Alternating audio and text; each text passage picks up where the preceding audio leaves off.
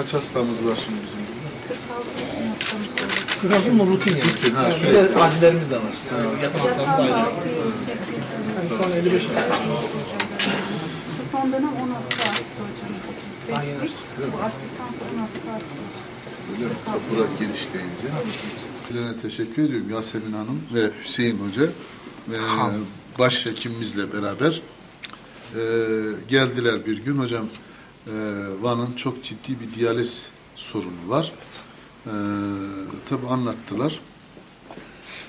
Biz de hemen bütçemizi hızlı bir şekilde kontrol ettik ki zaten deprem süresince bu anlamda en etkin bütçeyi ve toplumumuzun, üniversitemizin yararına olacak noktalara çok etkin bir şekilde kullandık bütçelerimizi. Hemen ayarladık, projelerini yaptırdık ve hızlı bir şekilde bu ünitenin yapılması için olayı başlattık.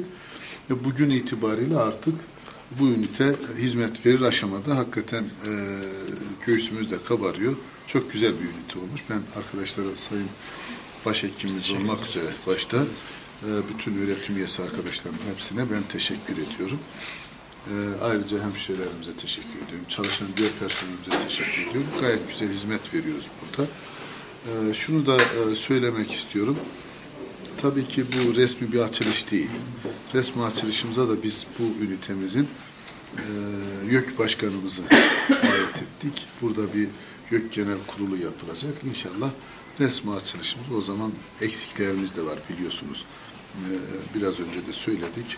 Hasta yataklarının başına televizyon sistemi de koyacağız. Diğer eksikler çok küçük, o eksikler çok önemli bir eksik değil. Onları da giderdikten sonra tam resmi bir açılışta o zaman yapmayı istiyoruz. Ve şu an itibariyle artık diyaliz hastalarımız çok nezih, çok güzel ortamlarda tedavi olma imkanı bulmuş oldular. Şarkıdan görünüyor.